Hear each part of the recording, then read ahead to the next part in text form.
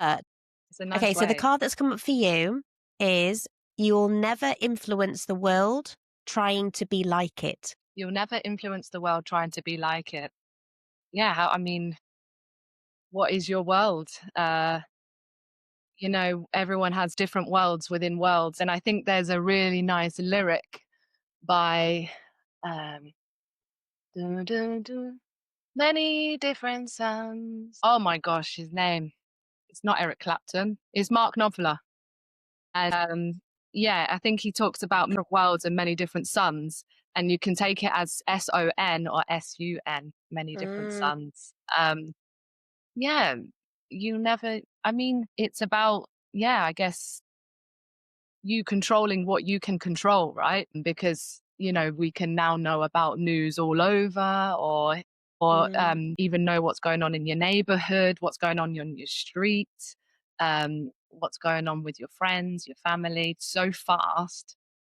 Whereas, so I guess it's about being in your world, in your zone And you've and not, created a world for yourself, the triplet tree, which is absolutely beautiful. Your website is stunning.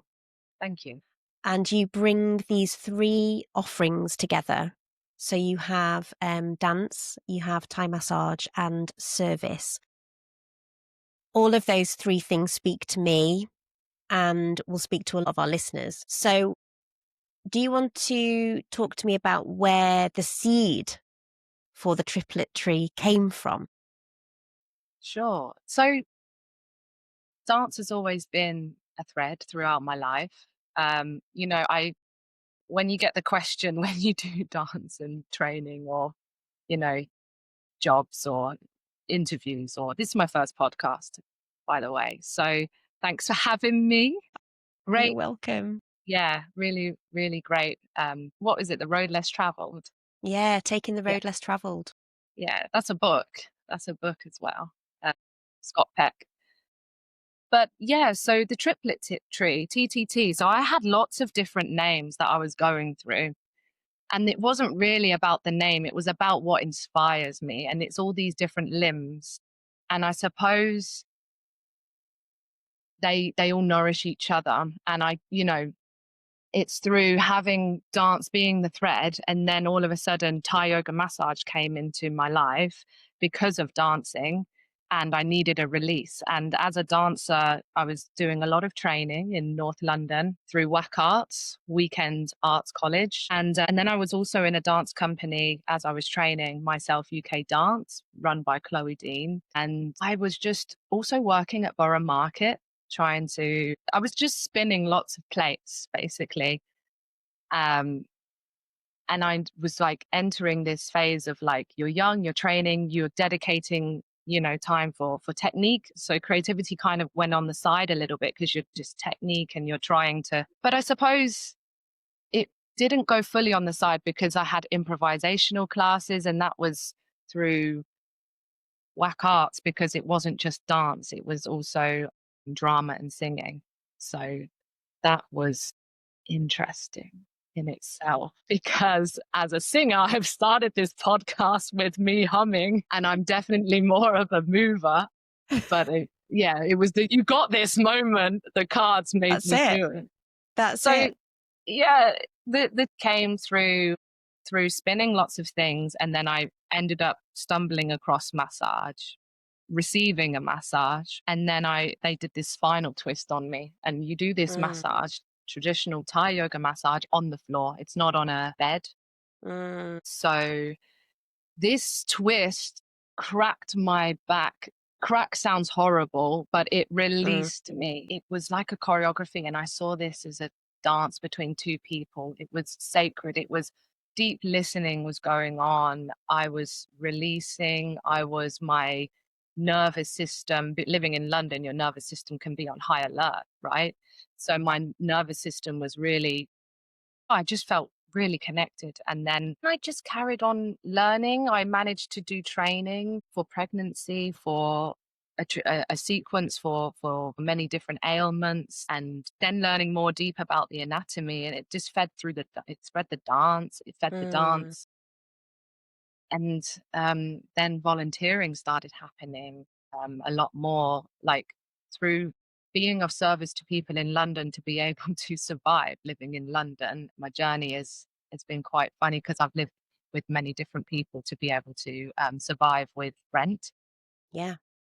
So, like for instance, I've lived with a lady who had cancer, and I lived a year with her, making her fresh juice every morning. And I realized we had this exchange.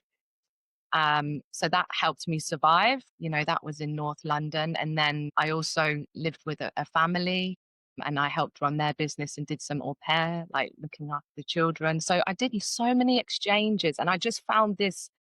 I didn't mean to, but I kept having this exchange. It wasn't like I'll do this and you do this for me. It just naturally, being a triplet, that's something I do. I share. I can Yeah. share. And I have a lot of empathy. So I think Yeah. Just comes yeah, naturally. it Yeah, it does. does. Comes naturally. It But I comes. think it has to be, it's nurtured by our environment and, you know, your that feeling of being connected to self and then connected to others. And I love that idea of the exchange and not expecting anything back from it. I have a sister, so I'm not entirely sure if we were ever very good at sharing. She often stole my clothes and I repaid her by stealing hers back. Did that too. I did that.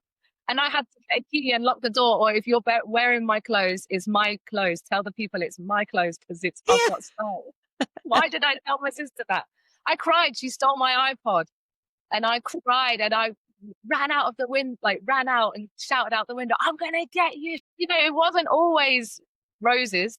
No. And it's funny because now with my little one, I mean, he's the only one, so he's sharing nothing, sharing time with friends and family, and sharing's difficult, but sharing space with somebody, sharing connection is so nourishing actually. And the whole thing about the podcast is you've mentioned survival. You know, this is a place to talk about stories of survival, and living in London for as long as you did, living with lots of different people, moving around, you know, it all comes together eventually. That's it. When you say it all comes together, I think it came together during COVID. COVID for many people was very hard. For me, it was liberating.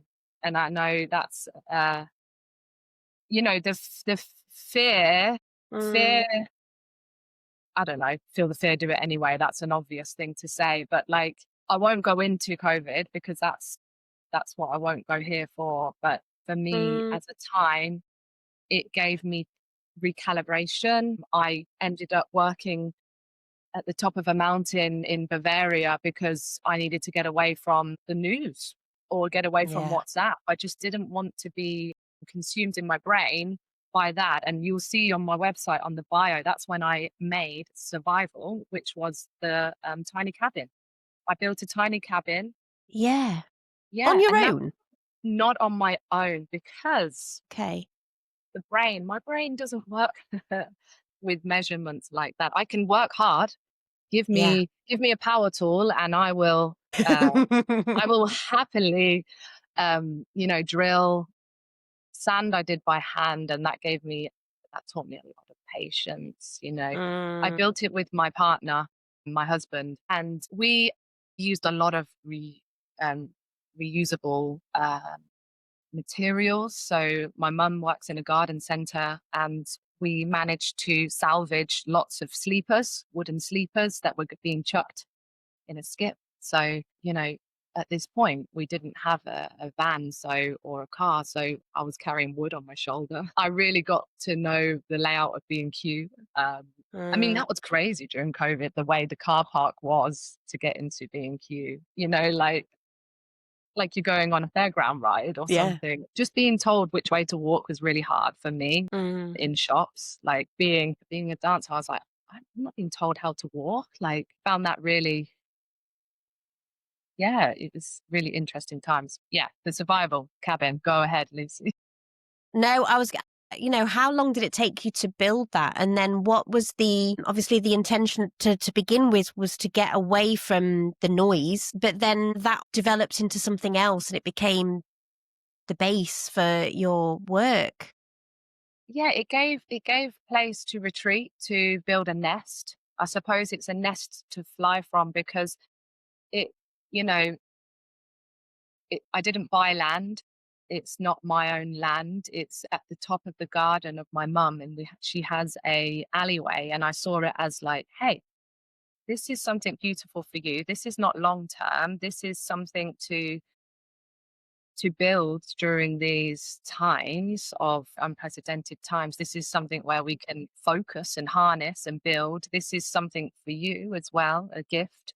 This is helping me from London. This is a little base, a little nest. I'm no longer there, but the cabin still stands strong because it was built very well.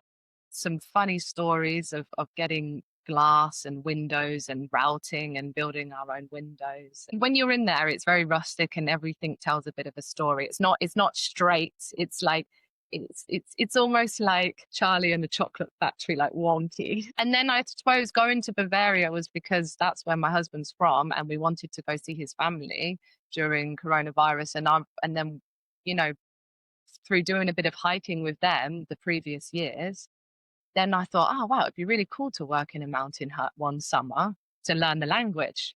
And that was purposely to learn a language. The year I did it, coronavirus, so everybody's wearing masks. Oh, So I'm trying to no. learn a language and rah, rah, rah, rah, rah. And I was like, this is really hard, Yeah. let alone a new language at an older age. I recently listened to a podcast that you're speaking about language learning. Yes. And I listened to that episode and I was like, she's right to everyone should have this option of equity to learn, to broaden. So, and then that's where I ended up doing the solo. So when you enter my website, there's a solo on a rock, and Yes. that's where I'm going with this. That job I saw on my first year, and then 2 years later, I was like, I kept thinking about this rock, and then we finally did it 2 years later because I did 3 seasons at that hut of working in the summer, 21 to 22 to 23, I believe. And how different life must feel now from being in London, the busyness, the pace is so different to now where you are. How do you, I don't know, like how do you kind of readjust to that? COVID made you readjust because you went inwards and went quiet and went very, very slow. And then moving to Bavaria, where there's mountain views and, a tube station, no Bahnhof, no train line, just a beautiful church that rings every quarterly hour. No school, no shop, no shop. The nearest shop, I would have to cycle my bike to go to the next village shop. So it was a big, beautiful change, but nature. I've always been connected to nature, even in London. So Mm, if you're walking the streets and then you see a cracked pavement and then you see something coming from it, it's like, oh, that's cute. yeah, the magic. The magic of a pub, and then they've managed to do something quirky by walking by it, and then there's a bit of nature there. I really like, there's a few gardens in Southwark, and there's a beautiful one just lots of walking in London Mm, from, tube stations are not that far from each other. So whoever's listening, if you can walk more in London, yeah. please do, because it's magic and you catch a lot more and you're a lot slower. Like I work at Rambert and I'm on the faculty there, Rambert or Rambert, however one would like to say it. And I would commute in and then I would walk from Euston to Waterloo and it was just easy. And I would, sometimes I would just, enjoy walking along the Thames or just time myself. And I think my lowest was like 23 or 26 minutes. I did it. Yeah. And it was always a nice to dip in and then dip out. But I think nature is the thing that grounds myself. It grounds many people. It helps you to just pause, just see the cycles, enjoy the wind. I don't know, take time to take time. Mm. Are you predominantly based in Bavaria now? Predominantly based in Bavaria. Mm, Then I have made a whirlwind of a change through having a baby. I've come to Northampton to have my baby and be in the yeah. UK for family, for integration purposes. It was Yeah. extremely hard to integrate. So there's a few things that few goals that I want to do. That's why. So I'm in Northampton for a short foreseeable future after just labouring, and so yeah, I've And when you say just labouring, for those people who are listening, we are talking like 4 weeks. yeah, Rosie had her baby a month ago, and here she is talking to me on the podcast in the wilderness. The change that it's having a baby changed me beyond all recognition. And I don't know if you've heard of the term matrescence. yes, I have most Yeah. recently.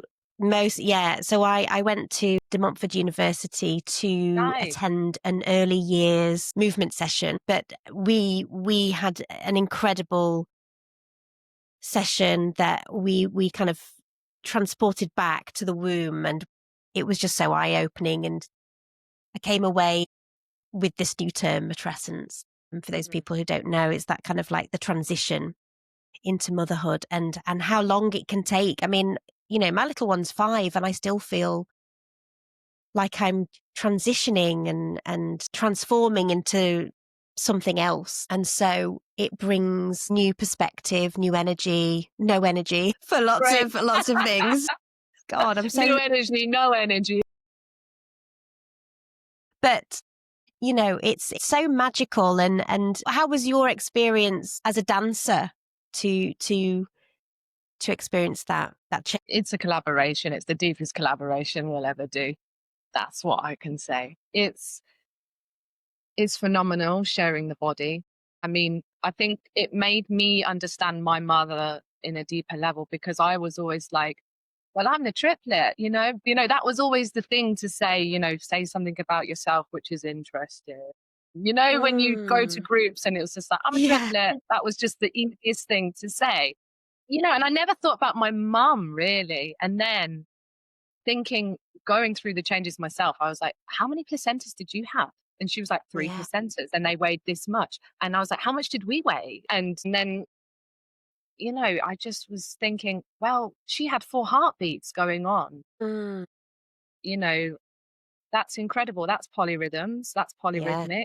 I doubt we were all harmonious because we weren't outside of the room. So inside the room, I'm sure we were, some movement was going on. So that's where I started dancing in the womb, or fighting in the womb, because, it's for space. And then London, I suppose you're fighting for space sometimes, Mm, sometimes.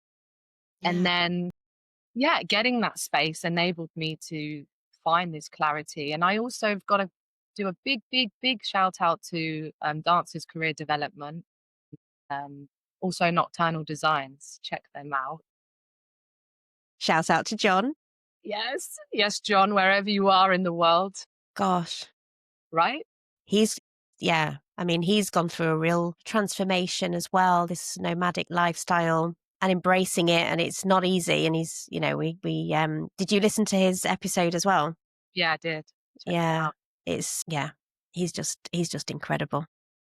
Also the offerings, which he does as well, and Yeah, storytelling. yeah, Yeah, I think creatives have many transferable skills. yeah.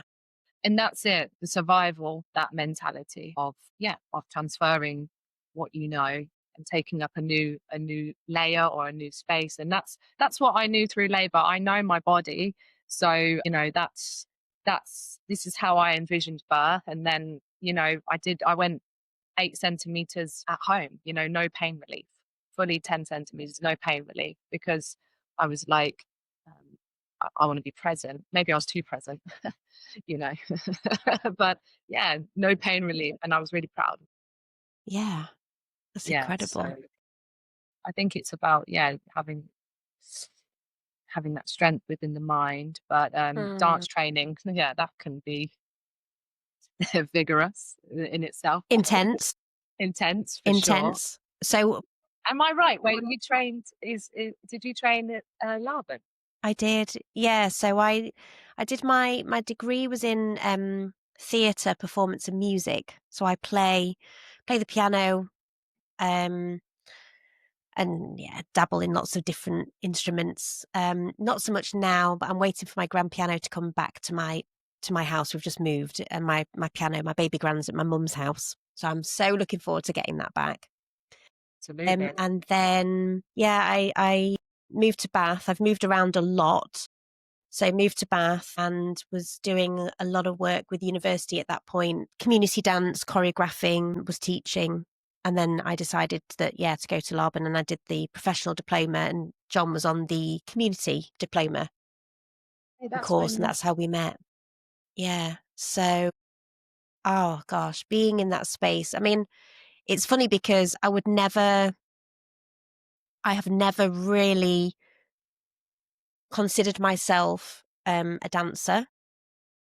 I it's such a weird thing to say, but technically, I wouldn't say that I'm particularly the strongest. But I enjoyed so much the choreography and working with other dancers, and so yeah, it's something I'm trying to get back to. The competition is fierce when you're training as a dancer, and to put your body through that is the discipline. You talk about it on your website. The discipline that's needed, and that sticks with you, doesn't it, in everything that you do? And I realized I have a high expectation of myself because 6 days after giving birth, I was like, why am I back to normal? Yeah. I was like, and then I realized, in other cultures or I've read so many books, and yeah, just, just take the time, batch cook, take that time, But where I am now, it's quite compact, so I have enjoyed going for walks and things like that. But as you say, I think calling ourselves something is, you know, there's no title now, but like for me, mum is just fantastic to be a mum. Like mum, it beats for me lecturer, artist, Everything. movement director, dancer, anything. Mum, whatever what it will be, it's that. But I think, again, just doing the action rather than thinking of the product or the outcome or the glitzy, Mm, what clothes you're going to wear. I think as long as you have a good time doing what you're doing. You say you enjoy choreography. So again, whether it's the daydreaming or being watching that person and going, wow, what they just did was really interesting. Can you do that 5 times? And then can you walk across the stage then? And if you're having fun, jigsaw piecing it together, then that's the main outcome. Like that's the main thing, the mm. process. That's what I learned from Tyler 12, is it? Like the Yeah, creative habit. I love yeah. that book. That book helped me with my students when I was teaching at Irie Dance Theatre. Useful place to train in South London, Mhm, African, Caribbean, predominant dance forms that they train in. I was doing the lock in there and the funk styles, and mm, I had to find the theory. I was like, I'm just a practical. That was my biggest fear being a teacher. And then all of a sudden they reached out and I was like, I'm going to have to do theory. I'm to write reports. I'm going to have to do this. And again, you rise to it, or you train, or you speak to your peers, you speak to mm. your, and you get there, you do it. Yeah, it's funny that the labels that we give ourselves, or we allow other people to give to us. Mhm. And I think, certainly in this creative space with the podcast, I didn't have a laptop, I didn't have a microphone, I had no idea what I was going to do with this. All I knew is that I wanted to create um, a place for creatives to meet and Yeah. talk about, who they are, what drives them, what motivates them, what inspires them, the messiness of it all. It's so messy. Like I haven't got a clue what I'm doing, you know, and I just think there's so much beauty in that as well, The because chaos. we're becoming all the time through the chaos, and motherhood brings a whole new level of chaos, my mum's a dancer, my grandma is a dancer, and so it's funny that you said, just do something. I've always wanted to create a piece of work with my grandma, my mum, Well, me, and and my little boy, because my little boy Yes, loves dancing. He feels it. around the piano, on something like this, I don't know, around the piano, because you've got a Yeah. chair, you can use the props. You can Yeah, use that as exactly. props. And under the piano, on top of the piano, Yes. fingers, like just fingers dancing. Or using the lid of the chair. Yeah. I don't know if something could come out. I love the chairs. Mm, I know, me too. Yeah. And it's being one with the piano, because you talk about dance being like the universal language. For See, sure. music as well for me. Yes. Yeah. Yeah, body language, it says a Yes. lot before, and that's sometimes, yeah, I see body language before somebody speaks, Yeah. and it's really quite simple, Yeah. but complex, so complex Very too. complex. Yeah. I teach dance and drama at a primary school, but have been secondary teaching drama. So body language, energy, all of these sort of the nuances of somebody tell you so much. And I feel like we're losing a lot of that ability to read somebody, and to interpret really what's being said. I will always remember this training that we did. We had a director called Ben Bennett, and he did in our class where he was a dramaturg, kind of like director, and he's now moved on to other things. But he did this activity with us where we stood face to face with your class, or your peer, your colleague. I had him because there wasn't a enough in the class to pair up in pairs. So I remember I was like, "Oh gosh, I'm with the teacher," and we just had to look into each other's eyes for like 5 minutes, not saying a word, and just stare at each other. And I just remember picking up or seeing his eye blink, or when he didn't blink, or really looking into somebody's eyes deeply. And I think we do that with our newborns. I We think do. we do that, and it's so intense. And I like to do it with animals as well. My mum's cats. Like, I love to create, honestly, like, yeah, weird.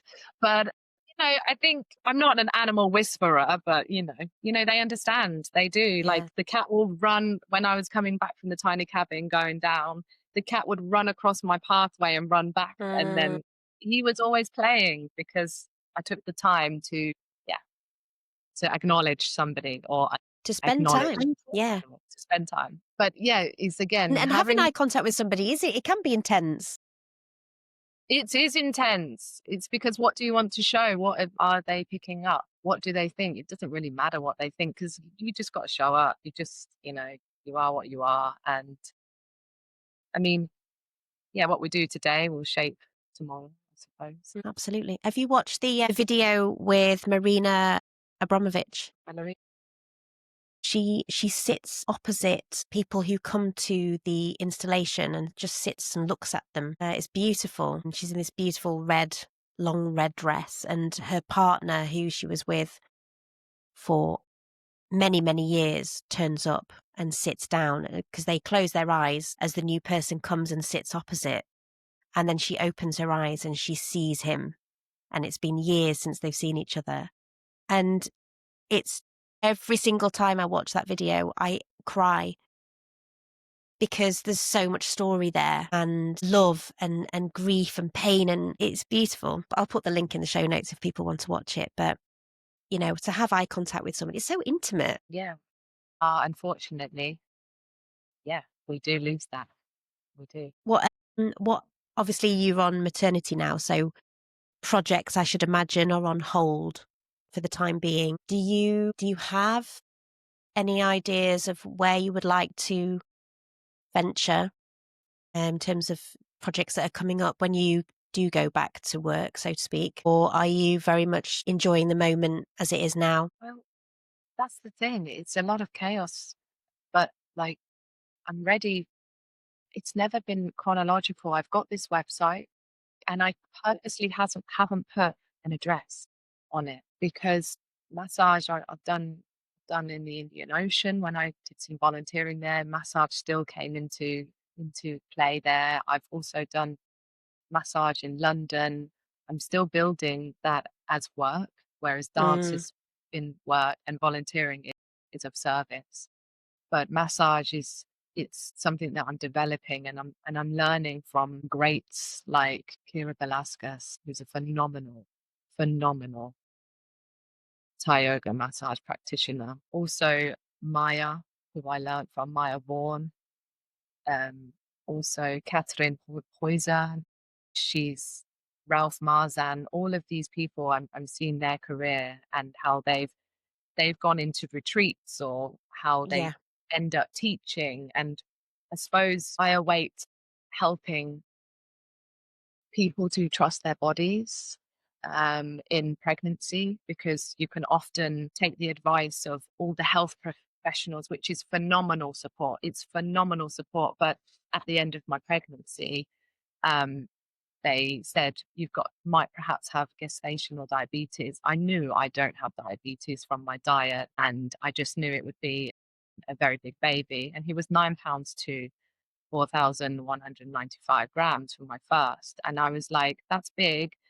But I just think, from going from these charts, it's not, it's, it's not done by, it's like quite open because it's male and female. There's none of that put into play on the Mm, centile. The father never gets weighed. And I just think I just want women to trust their bodies, to go with gravity a bit more. yeah. So where I see my projects going, I feel like there's some traveling in play here while the Baba's very young. I feel Yeah. like the Middle East is calling. Really? Yeah, because on my way to Nepal, I stopped off at Oman, and I really, really enjoyed that for the short time that I was there. I thought people were incredibly humble, and I would be interested to be of service there and see if I could also maybe work in a school there. That would be very interesting. But you can check out the triplet tree and you can reach out to me. Absolutely. I mean, for those people who are listening, go and check out the website, go and have a look at what Rosie's offering, because I can tell that you're in for a treat. You're not going to be disappointed. There's connection here and a knowing. I feel like there's a knowing with your work. Like, A lot of stuff I don't know really. Really, you know, no, I will always give my full. mm. When you're in something, you're in it. Yeah. When you're choreographing, what's your creative process like? Well, I often think of so depending where it's going to be going. So say if I'm working with some students and I know it's going to be for an end of year show, I will think about the piece of music sometimes. So or I'll think about the samples within the music, or and then it takes me on tangents of how I can get into the students for them to understand this piece of music, to get into their brain to really understand the samples and the amount of work that went into this piece of music. Then I suppose I will improvise myself at home for a long time, just know this track inside out, back to front. So I suppose it can vary. It can be from an idea. So one idea I had was students were on a vinyl player and I wanted this sense of playfulness. So they're on a vinyl player and they're spinning around, and we were playing with this, and then the music enhanced that, and it was like, that was really great fun. And then there's been other times where it's just been predominantly the music, and I've tried to embody that sound through embody it within my Yeah. body, but through having so many different going to so many different workshops or teachers, it's been really inspiring to see how other choreographers enter into this idea, into the vortex. Yeah. If you've got these generational dance that's going to be happening, Yeah. is going to be happening. How will you start this process? How will How you will I start it? you approach this? Will you ask the dancers within and get them to start off, or will you come with a piece of music, or will you say How are you thinking? Hmm. I am inspired by story, other people's stories, and how our stories are interwoven. So I would, oh, gosh, if I had the time, I would love to compose the music myself. And I think it would be somehow getting us all together in the same room and just playing. You've talked a lot about play, but having a space where we can interact with each other. The relationship that my little boy has with my mum is very special, and I would love to be able to capture that through movement. And the relationship that I have with my grandma is very special as well. She's Got a few 94. duets going there. How old So is we've she? got duets, 94. As she's always practiced yoga, she's always danced. Religiously, she does yoga. Still at 94. Yeah. Yeah, she's got beautiful posture. I mean, I interviewed her for the podcast, and she talks about the simple things in life. She's connected to her community. She does go to church. She absolutely gives to others. She's very generous with her time, and yeah, she's just phenomenal. So to be able to kind of to have all of these people together in one space would be really magical. I'm not sure we'd be able to do it around my piano, but we'd have to kind of look at having a space maybe. And maybe I need to speak to John about maybe filming some bits and pieces, because I think there's opportunity there. Absolutely.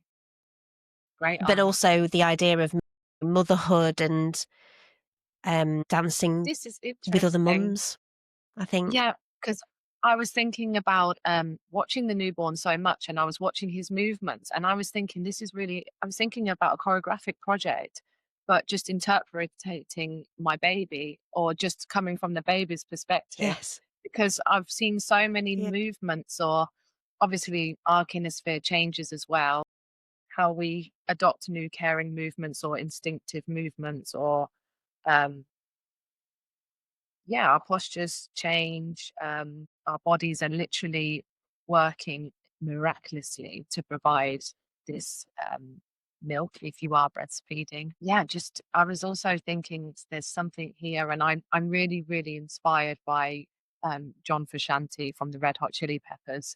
His philosophy, just listening to his music can make, or hearing an interview with him, his art is out of this world. If we want to talk about worlds at the beginning, bringing it back to Yeah. this card, he inspires me a lot. My husband inspires me a lot. My mother inspires me. She's a hero. My father. I don't have a telly. I haven't had a television since 2010, so I don't have a television. I have my own inner vision. Mm, If I have seen something, it's been through being at a friend's or my sister's yeah. or my mum's, where I've seen maybe the latest series, but I rarely watch any series. So if anybody wants to chat about television programs, I'm like, Yeah. I know. Yeah. We don't watch TV very often either. I much prefer to be listening to music, tinkering around on my laptop, reading. have it watch it, listening to a whole album, Yeah. start to end. That's something special. Having a record player, that's something special. And maybe going through a director's catalogue, Wim Wenders, that's special. I don't know, little things like that. Having a DVD player, that's special. Well, yeah. I've just got rid of all my DVDs Got it. and my CDs. I know. Oh yeah, yeah, yeah, yeah. Organizing. Going back to, yeah, like my grandma says, those simple things. We don't need a lot. Definitely. Definitely Definitely. don't need a lot. I was Yeah, talking to my other half, and with having moved around a lot, now that I have roots, that comes with frustration sometimes, because I need to fly. I need to be off. I need to be doing new things all the time, new people, new experiences, new feelings, just new. But I think with having my little boy, I've realized that I need those roots. I need them.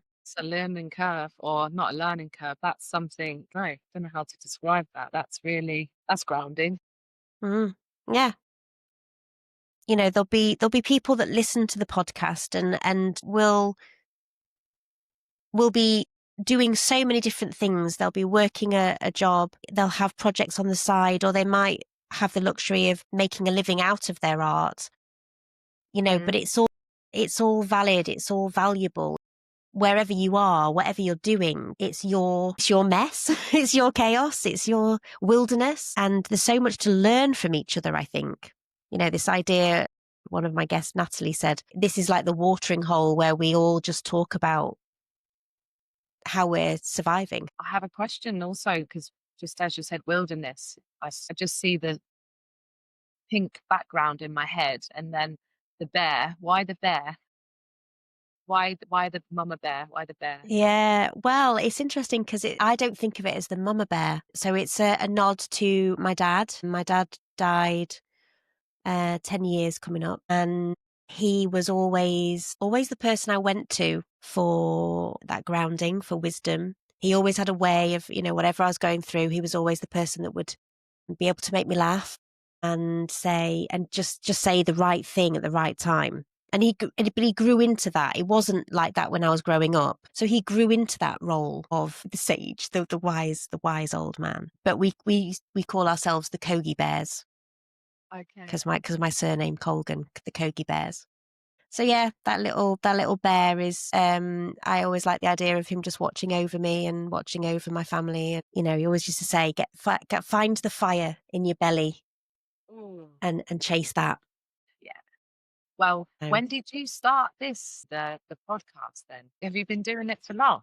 no, so the podcast was launched in April 2024. COVID, a little bit like you in some ways. COVID brought me back to myself. I was, you know, the quietness, the stillness, and I was made redundant. So we had Oscar, then I was made redundant, and the podcast launched the week of the anniversary that we lost our baby.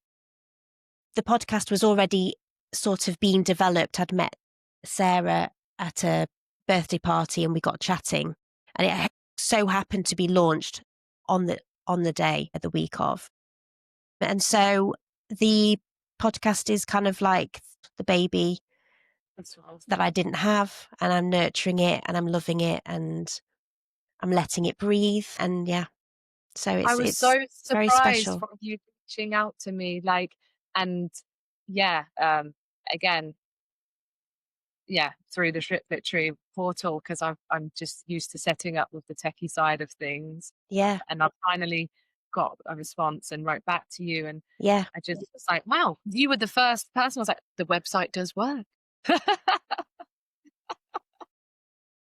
Yeah, love and I've had that. people reach out, and it's like, yeah, it's lovely. It's lovely to have things in a place, and I'm sure for yourself to go back onto your conversation, or yeah, to have things categorized, or to have your own little studio, and again to take a moment to have a cup of tea, have your blanket on, and have a conversation with somebody new or old or reoccurring. Yeah, it's thank you for like sharing that, because that's epic work over those years, and still growing Oscar. That's epic. Yeah, Yeah. I can go on, so I can talk down so many different holes, but it's never been so many different rabbit holes, but it's never been it's never been easy, because being a triplet and having an older sister and having to having to get where you want to be, not where you want to be, but I mean it's just, yeah, it's never been fed to me straight away, and yeah, it's just the struggle has been there, but it's made me who I am. And I think, whether anybody's going through something hard, or, don't give up. Don't, we're not microwaves. I know things are quite instant these days. Take the time to make that meal from scratch. Take your time to make that piece of choreography that you've been envisioning, and take that time, yeah, to play, I think. And yeah, you know, my website has a snippet, but I know the journey of the many jobs I've had to have, to be able to be where I am. But wherever I've had a job, I've been dancing.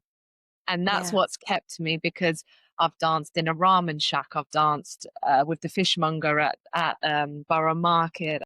Um, I've danced with Nepali girls doing folk dances, and then a blackout came, and then we managed to do the assembly piece, and we did a collaboration together. Yeah, I've danced on the top of a mountain in La Reunion and did some ballet there, like just because I saw a bar, like a barrier, and I thought, let me do some ballet here. Like, but I'm not a ballerina, I'm not a prima ballerina, but I predominantly love funk styles, but I just saw the Mm. bar and I just thought, oh, let me do an arabesque or something like this. Let me hold my leg up. Like I won't be bound to a style, and Yeah. that doesn't mean I'm yeah, I just find movement really enticing. So if you give me a pair of tap shoes, I will do a shuffle, ball change, or a riff or something, because it's ingrained in me. And then I like watching Gregory Hines or Yeah. Sabian Glover or you know Bunny. Like there's some great hoofers, and I Yeah. just love dance. The Nicholas brothers, they inspire me. Phenomenal Lockers, things cross over, and the more folk dances I've done, the more I see it in the new style of things. Yeah. So as you say, stories cross over. I think you said Yeah. that earlier. Dance styles, genres, if we want to box it, it crosses Yeah. over, but I'm open to, doesn't mean I'm gonna buy or take everything and not culturally appropriate it. But I mean, I've had my journey and I've picked up things along the way, and so when you know something deep enough, you've learnt it. You've learnt it from the pioneer, or you've gone to the place and you felt the Mm. energy. So I wouldn't bother too much about your skin color or what diversity is, because diversity is many things. It's not just racial. Do you dance with your partner? Yeah, he You plays dance with your music, and husband?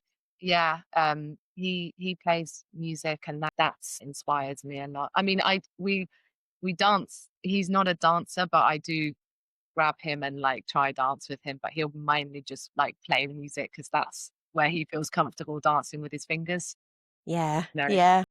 on the fretboard. But he's accompanied my dance classes before.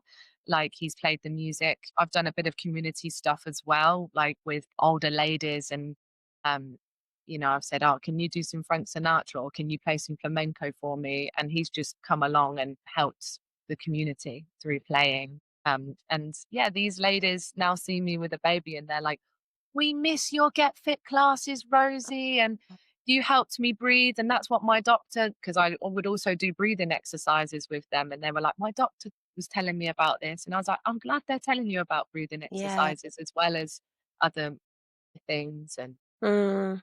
um, yeah, yeah. So he dances, but through music. And do Yeah, you still see your sisters? see my sisters and my brother. So my older sister, we're all very close. You know, they're based in Northampton. So I was the one that kind of went off a lot, and then they've all got families, so I was just the auntie to many, and now they're like, this is crazy. Yeah, it's been 8 years since there's been a Baba in the family, so it's lovely. Yeah, they were very It's really young. special. Yeah. It's really special. Well, Thank you, listen, thank you. I'm gonna let you go because I'm not sure when your baba I call my baba Yeah, when your baba is going to be home, but it'll be nice for you to just have a moment to yourself, grab a cup of tea, do whatever you need to do just for a short space of time before you're back in. Yes, I know how precious those moments are, so I don't want to take any more of your time up, but I hope your first experience of a podcast has been satisfactory. yes, darling, it's been lovely, and I loved how you said it's like a chit chat. Yeah, it is. It is a chit chat between friends. And honestly, I have not asked one of my questions.